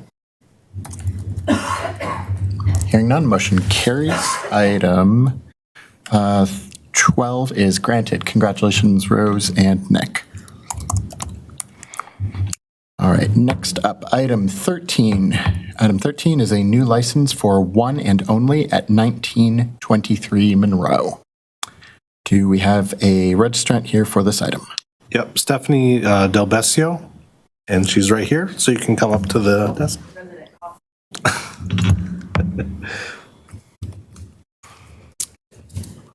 All right, Stephanie, can you please introduce yourself and let us know what business you're proposing? Yeah, my name is Stephanie Del Besio. We are hoping to take over Brasserie V and open an American bistro called One and Only.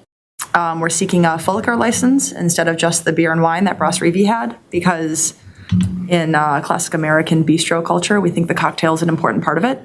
And we'd like to introduce a inviting and creative cocktail program to what we do. Cool. I will ask a question that I'm sure somebody else would, but I've got it right here in front of me.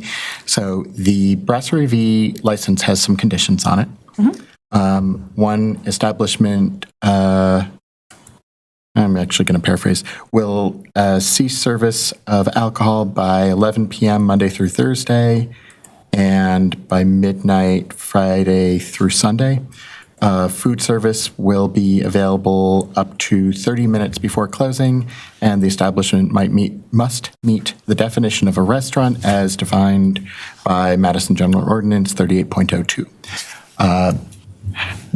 How would you feel about having the same conditions or perhaps slightly better worded version of them on your license? I think the only condition, I would be good with that, but the only condition I would request that might change is that we could just have food service stop at 10 instead of 30 minutes before alcohol service closes. Committee, what's your pleasure? Not that we definitely would, but just that that's an option. Sure. What questions do you have for the applicant? Dr. Reese, then Alder Miazzi. Thanks, Chair. You all have a previous restaurant experience, is that right? Yes, absolutely. Just thinking about what I already read about this. And the other restaurant experience, are they all similar operation, or is any closer to a bar kind of a setup, or I think just talk a little bit about that? The closest we have to a bar is the Library Cafe, which is, I don't know if you guys know where that is. It's on the corner of Randall and Johnson. We've been there for 16 years. We're the closest to a bar, but we're still, like, percentage-wise, technically a restaurant. Everything else is a restaurant. Bear and Bottle on the north side, Free House in Middleton, Flying Hound in Fitchburg. Great, thank you. Or just a little bit. just a little bit. Alder Miadzi, then Ms. Farley. Yeah, I was just wondering, did you have a community meeting? And if you did, how did it go? And what was feedback as far as the time closure and so forth? Great, thanks for asking. We attended the December Vilas Neighborhood Association meeting, which is what that district is. And everybody was in support and excited to hear from us. We also attended the adjacent Dudgeon Monroe Neighborhood Association meeting on January 4th, and they were also looking forward to us. I talked to Captain, oh my gosh, I'm going to forget his name. Friedman. Thank you, Jason Friedman. And he doesn't have any concerns. Alder Evers does not appear to have any concerns based on my conversations with him. It seems like the neighborhood is really feeling much like the rest of us, sad that Brasserie V closed, and excited to have a new spot filling in, which I feel very intimidated by. All right. Alder Miadzi, any further questions? No, thank you. And thank you so much for that beautiful community engagement is really huge. I love when people do community engagement and get positive feedback like that. So thank you so much. Absolutely, our pleasure. All right. Ms. Farley, then Alder Verveer. With the proximity, the location is to campus and to the football stadium. How do you plan on addressing and ensuring that college students or underage folks aren't engaging in activity? Well, I mean, much like we do at all of our establishments, we absolutely require our bartenders to card anybody who appears to be underage. We are not intending to be a bar. We're intending to be a restaurant. We're not intending to be the kind of place where you go like rip shots of Jaeger and get a bunch of like double vodka sodas before a game. When we talked to Matt and Andrea, who are the current owners or previous owners, I guess, they said that primarily their business was like people dining after the game. And that would be where they would see the business spike, which is really also what I'm kind of expecting, because I just don't think that we're going to be exactly what football fans are really targeting. And we don't want that party culture in the space. I hope that answers your question. It does, thank you. All right. Alder Verveer.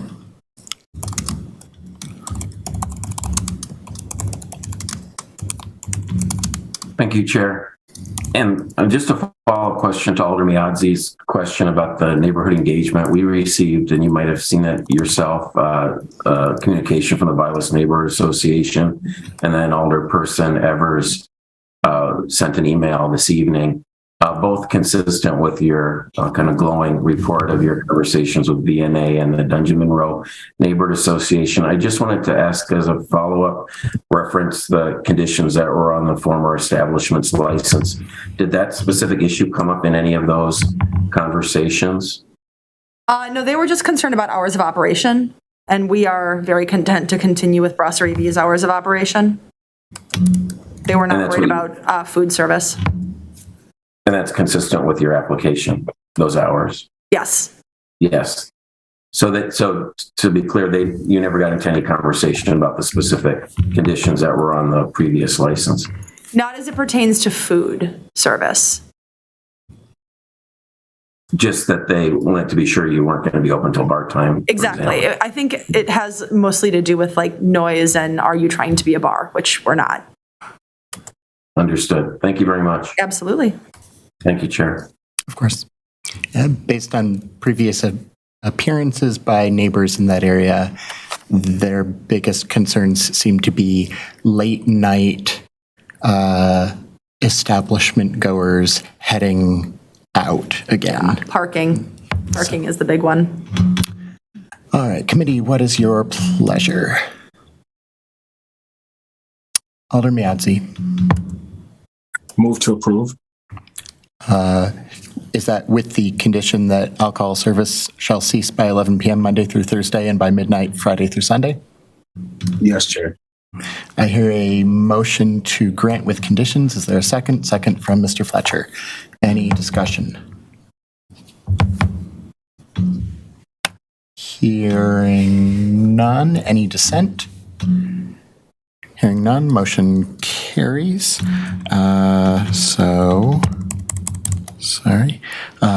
License granted to one and only. Congratulations, Stephanie, and have a good night. I hope you feel better. Thank you all so much. Have a great night. And I'll email those to you, Jim. Thank you. All right. Next up, item 14. Item 14 is a new license application for the Best Western at 650 Grand Canyon, and we already know that we've got somebody here for this one. So, before you go down the road with Sunny Patel, on the application it says that he just moved here, and unless the law changed, he's got to be a resident for 90 days in order to be a liquor beer agent. Okay. So that's interesting. Okay. Sunny, can you please introduce yourself and tell us what's going on? Hey, sure. So my name is Sunny Patel. Me and my family used to own a property in Grand Rapids, Michigan for the last 14 or so years. We happened to sell that, and at the time we did a 1031 exchange, and this property was available at the time, and we've had prior, we've lived in Wisconsin before, back in the early 2000s, near Kenosha. We had a couple properties there as well, and I currently still do have a property about 45 minutes west of Madison in a small town called Richland Center. But that's in partnership. It's not my own or under my corporation name. I moved here at the end of October, and closing for this property was November 2nd. I don't know if it's exactly been over 90 days just yet, but this business, the hotel, the previous owner, he is also the owner of Days Inn on Monona Drive. He had the liquor license, and he was serving beer bottles and wine and champagne as well in his marketplace, and I do want to continue that. Right now we do have the product pulled as of the closing date, but we're just waiting for the process to hopefully go through, and I'd like to sell beer again to my customers. Brings a lot of attraction to our hotel, especially because we are the only hotel in Madison with a chef as well that cooks in breakfast. So we have a couple of unique things at our property, and customers like it, and they always come back here. So a lot of you repeat customers always ask about beer and wine. So I was like, hey, this is something I do really want to keep for this property. All right. Thank you. For the committee's math benefit, the Common Council meeting at which whatever we propose will presumably be enacted is on February 7th, which is after February 2nd. Committee, what's your pleasure? Move to approve. Your motion from Mr. Bruchak to approve. Is there a second? Second from Mr. Fletcher. Any discussion? Hearing none. Any dissent? Hearing none. Motion carries. Congratulations, Sunny. Welcome back to Wisconsin, and I am impressed with your patience. All right. Thank you so much. So that is it for our applications. Item 15, report of Madison Police Department. Captain Zanders, is there any, Dr. Reese, you have a question? Yeah, just quickly related to that. So the owner doesn't have to live in Wisconsin, just the person that's managing the alcohol? The agent, yeah. Got it. Okay, thanks. All right. Captain Sanders, is there anything to which you would like to direct our attention? I will keep this extremely brief tonight. We've been extremely fortunate that we didn't run into any significant incidents over the New Year's Eve or New Year's holiday. With that being said, I did previously reference Ian's Pizza that we're going to be starting up our tavern safety initiative, in which is going to be led by Officer Rich Brush. Once again, that's Richard Bruss, and he can be reached with our community police team office. For anybody that's out there that may be listening and may want this tavern safety training, he can be reached at his email address, rbruss, RBRUESS at cityofmadison.com, as well as phone number 608-266-4248. as we head into this, I guess, fiscal year within MPD, I want to be 100% clear that we will be taking extreme focus on safety. Some of the pre-planning and pre-gaming has already been put out there by Attorney Zillaby, and we look to make downtown as safe as possible moving forward. And when I say that safety component, that includes batteries, that includes weapons offenses, and so forth. I am just one person or one individual that's a part of a large team, and Richard Bruss is an extreme attribute to that team, as well as Jane Preston, also a part of that community police team. And again, we will be making an extreme push to kind of get some of these batteries under control that have basically been occurring in the 500 block of State Street. So with that being said, that is all I have. Once again, we've been blessed, so I don't have anything necessarily to report out on in regards to any significant incidents that have occurred since the last time we met, but I am open to questions. All right, Mr. Brushuk. Are the batteries in the 500 block of State Street related to bar time stuff? Or do you think it's just something about that block besides the bar density? So we are currently looking into the data to be 100% accurate. And, we always got to be cautious of not associating an incident with the location, especially if it happens outside of a venue. However, we do know that there are contributing factors, and we know that some of those contributing factors are alcohol. And we know that oftentimes individuals that cannot handle their liquor are removed from bars for certain reason and engage in continued violence. So we will be looking to address some of those issues. Thank you. Committee, what questions do you have for Captain Sanders?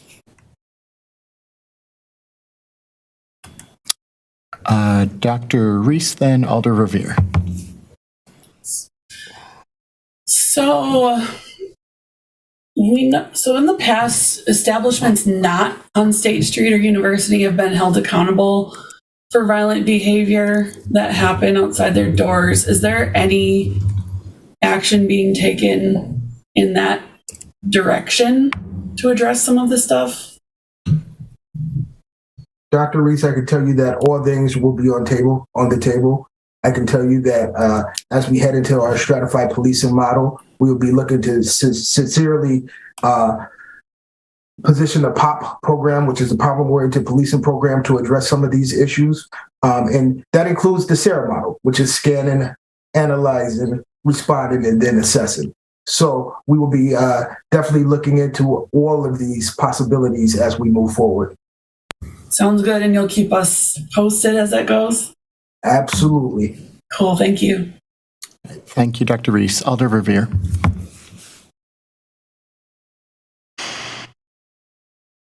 Thank you, Chair, and thanks as always for being here, Captain. So we all, as members of the committee, received a copy of Attorney Zillaby's correspondence to all of the Class B combination license holders, reference the concern about underage and reminding them that tavern safety checks will be continuing, perhaps in an even more robust fashion. So if I recall, that letter went out in December before the holidays. Could you generally report on what the results of the tavern safety checks have been since the correspondence was sent to license holders? I had heard, for example, anecdotally, that there was a number of underagers were found New Year's Eve on the Regent Street corridor. Yes, I know. Again, I'm going to give a shout out to Officer Preston, who, and I can't recall the establishment right off the top of my head, was very active during New Year's Eve and was able to locate an establishment on Regent Street in which she was able to get a multitude of citations from that establishment. The big key with my team is that we are also not only educating the community, but we're also doing some internal education. And with that being said, there is a Channel 3 CPT community police team that we are also working with to kind of team up and make sure that they're on par. There's not often that many subject matter experts when it comes to tavern safety. However, Central CPT has always been able to house those individuals who have extreme knowledge of what citations to write and what actions to take when dealing with kind of underage establishment environments. And we are now getting extremely better at communicating across the lines to make sure that we address those issues. So the New Year's Eve, again, anecdotal tavern safety check that resulted in several violations that I heard about was at Lucky's in the Midtown Police District. So that, just out of curiosity, that operation would have been done by Midtown patrol officers on New Year's Eve? That would have been conducted by Midtown/West/South CPT. Remember, we split our CPTs from 6 into 3. Right. A total of 3. We have one central, we have one west of the square, we have one east of the square. And so this would have been the west of the square community police team. And again, that was with the assistance of a downtown community police team member. Thank you. And then just one last follow-up for you or Attorney Zillavi. I was wondering if either of you received any feedback from your correspondents that went to the taverns operating in the central and midtown districts. I'm not going to necessarily put any one location out there, but I will tell you that I have received some correspondence back and some individuals that wanted to know more, but wanted to know more in regards to pertaining to the tavern safety meetings. So they want to be educated on some of the issues that were going on, and I cannot speak for Attorney Zillavi. I also received some phone calls in response to the letter. You wish to share, without sharing specifics, but generally were folks offended, I presume? Oh, no, not offended. Okay. Concerned and future prosecutions that they themselves might be facing? Well, some of it was, are there going to be some significant penalties to the violators? Because those that do the due diligence and don't have the, I think it's nearly impossible to have an establishment downtown with 0 underage in. But when you're getting, such large numbers out, I think out of fairness, those who are doing their due diligence want to see some penalty to those who aren't. And there was also conversation about having a global meeting with all the bar owners to have a face-to-face and state expectations and strategies, and just so everybody can be on the same page in terms of what the expectations are, both in terms of what they're doing and what enforcement action will look like. Thank you. Is that something that will likely be scheduled then with the owners and or agents? Yes, This would be outside of the tavern safety check. Right. I was waiting until the shift changed, till the new personnel are on board, because I wanted them to be at the meeting as well. Yeah, that totally makes sense, especially the newly minted central CPT sergeant. Right. Yeah. Well, thank you very much. I certainly shared your observations and have heard directly from some of our license holders recently about, just concurring in exactly what you've heard from some of them. So thanks, Captain and Attorney. Thanks, Chair. Thank you, Alder Verveer. Dr. Reese. Along the same lines, we heard several months ago, related to that memo about all of the issues that were happening. I guess I'm wondering, how does that work for the people that you said have been not as compliant as others? does that ever come before us, or are they mainly sanctions that come from the attorney's office and the police department, or how does that work? I guess I'm wondering, like, how many opportunities do places get before there's action? Well, once there's something that I can actually prosecute, and I prosecute, at the conclusion of the prosecution, then it comes to the committee. So you will be seeing a number of places sometime within the next 6 months. And it comes before us so that we can determine how many points to assess against their license. There's in the ordinances, there's a description of how many points you get for each type of offense. Got it. And is that only for prosecution, or is it also for misconduct? So there's some misconduct that's not that isn't maybe the level of something that you can prosecute, but something that is a behavior that's problematic and repeating. Well, we have the alcohol license emergency response team meetings that when there are something is percolating, then we'll meet to discuss it and address it. If it doesn't get addressed, then it moves to the enforcement stage. However, in a situation where there's like a ridiculous number of underage on a premise, that's going to result in citations and an enforcement action rather than a meeting to talk about it. Got it. Thank you. Yep. A lot of the point behind the point system isn't in and of itself to be a punishment, but rather to get the operators here so that we can talk to them, so that we are familiar with them, so that if the city attorney's office does decide to press for revocation, that isn't the first we're hearing about it.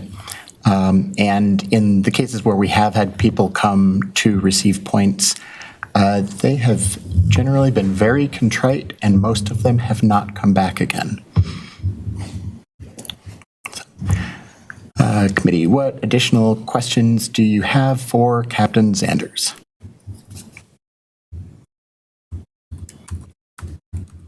All right, thank you, Captain Zanders. Next up, item 16, report of city clerk.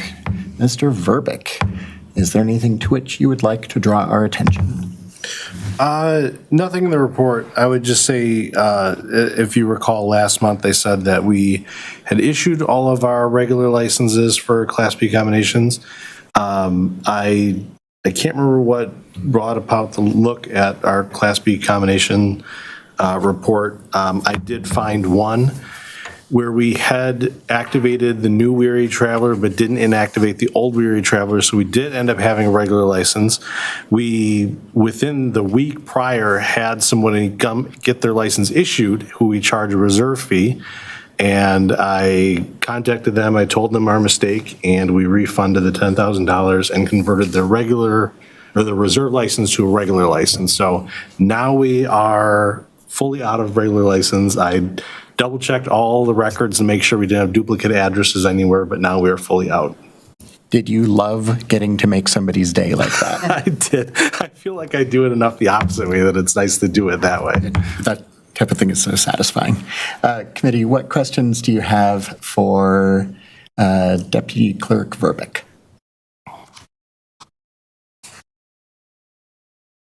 All right. Chair, if I could, before we go to adjournment, I see that Jigar Chakshi has registered or is now in Zoom.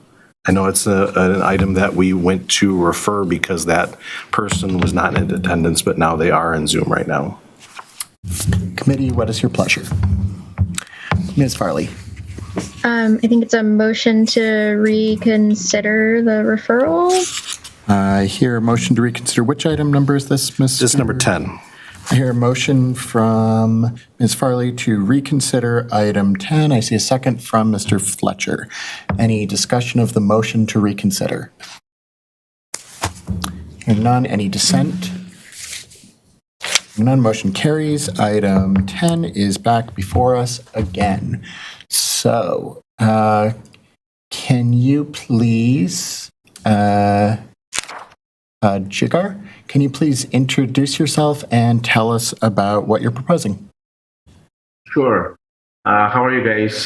Thank you for reconsidering this. Sorry, I'm actually a little bit late, but yeah. So my name is Jigar Choksi, and we obviously just took over the property, Staybridge Suites, Madison East.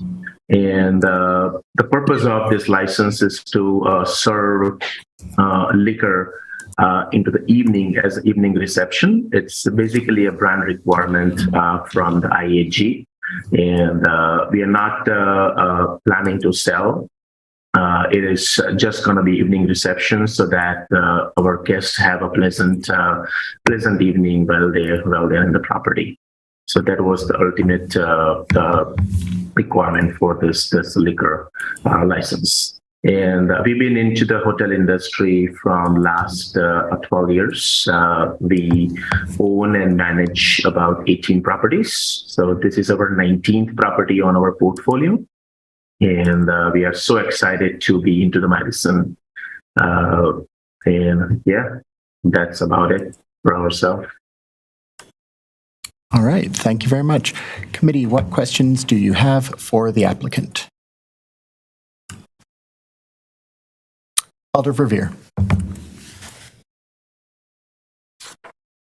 Thank you, Chair. And to the applicant, welcome to Madison. I do have only, I think, one question, and that relates to, you have applied for a full alcohol license, so the ability to serve beer, wine, and spirits. But then when I review your application, you responded to one of the questions, specifically question number 24, that you are only interested in beer and wine. So I just want to confirm, are you, as part of your plans for those evening happy hours, would you be serving spirits as well, or just beer and wine, sir? Beer and wine. But we wanted to reconsider the spirit just in case the brand changed the requirements. So we just want to have that handy so we don't need to go through this process again. I see. So you just heard the prior discussion that under Wisconsin statute, the full alcohol license now would cost $10,000 as opposed to, a few $100s for the beer and wine. But you definitely do want the full alcohol license this time. Yes, correct. Very good. I just wanted to clarify. Thank you. Thank you, Chair. Of course. Thank you, Alder Verveer. Committee, what is your pleasure? I'm pleased to move to grant. A motion to grant from Alder Verveer, second from Mr. Fletcher. Any discussion? Hearing none. Any dissent? Hearing none. Motion carries. Item 10 is granted. Congratulations, Jigar, and hope you have a good night. I'm glad you were able to join us so that we were able to get this dealt with tonight. Okay, so one quick thing. Oh, two participants raised hand. Ms. Westra? I was just trying to get out of here. So can I do one quick thing first? Certainly. So, Mr. Verbeek and I have sadly been informed that this will be Mr. Fletcher's last meeting with the ALRC. So I just wanted to take the opportunity to thank you for your service. Stefan, you have been a tremendously valuable member of the committee, a frequent voice of reason, and one of the best I've ever seen at actually doing your homework before the meeting. So I feel like it's been a pleasure to get to serve with you on this committee. Well, thank you, Chair Donnelly. I was going to say it's been a pleasure sort of being on this committee the last 7+ years now. I think I've seen this committee now have a robust, diverse perspectives on different applicants and being very what I call problem solving oriented, which is always a pleasure to see. You, particularly Alder Verveer, with your many years of service, are like vaults of information when it comes to this particular group. And I will thank former alcohol and food coordinator Mark Wolf for giving me a realistic appraisal of meeting length when he oriented me to the committee many years ago. So I want to thank you, and I want to thank the city staff as well as the two mayors who have reappointed me to the group. So no, thank you very much. So would you like the honor of making the motion to adjourn your final meeting? Mr. Chair, yeah, I would be happy to let Mr. Fletcher make the motion to adjourn, but I was wondering if we can have a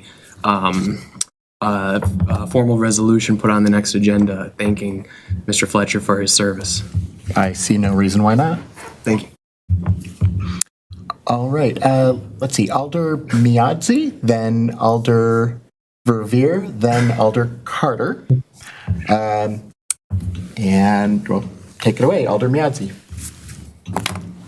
Well, actually, Colin actually just took it away from me, so I guess I don't have anything else to say. But I just wanted to also say that, it's also great to have somebody with such knowledge, a wealth of knowledge as Alder Mike Revere and also Fletcher.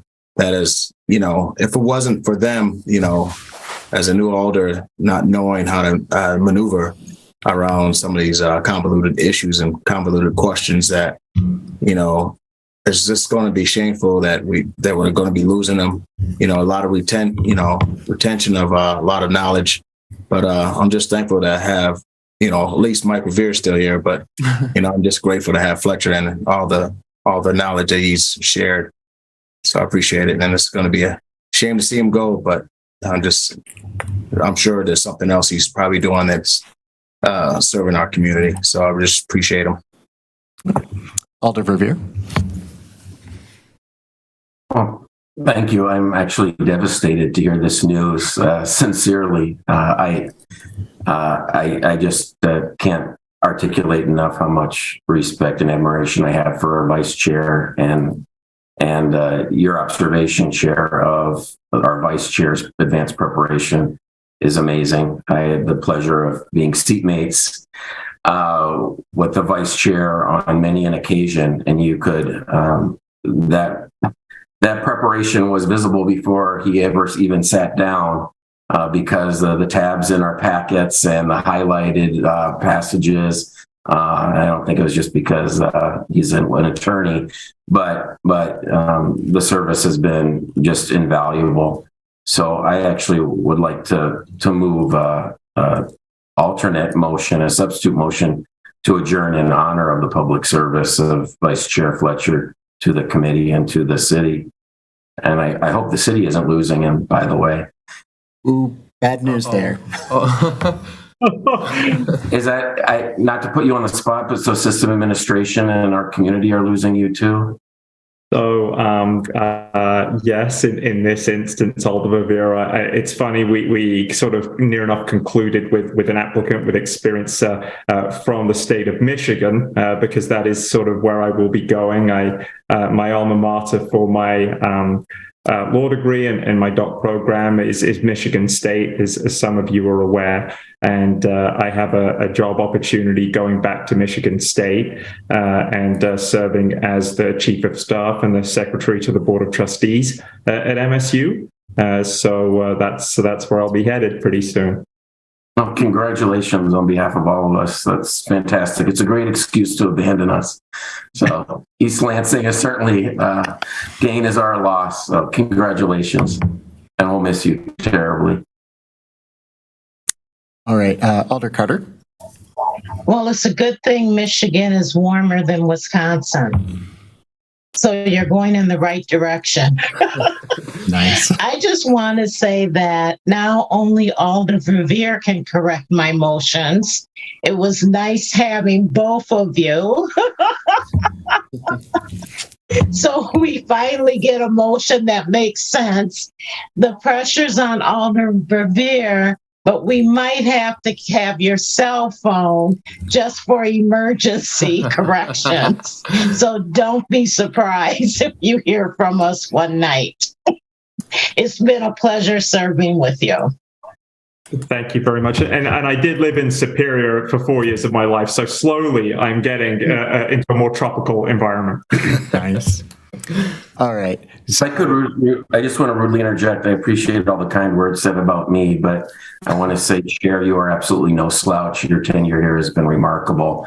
First as a journalist covering this committee, and then as a member, and then as our chair. So I didn't want folks to lose sight of that and realize that our chair is tenure has been quite remarkable, and we're well served. Thank you. New chair, so thank you too. So, Alder Verveer, is there a motion that you would like to make? As previously articulated, if my colleagues have no objection, I would like to move unanimous consent that we adjourn tonight's meeting in honor of the public service of our vice chair and to this committee and to the city. Excellent. Do I hear a second? Second from Ms. Westra. All in favor indicate by saying aye. Aye. Opposed at the same privilege. Motion carries. ALRC is adjourned at 7:50 p.m. Have a good night, everyone. Bye, everyone. Good night.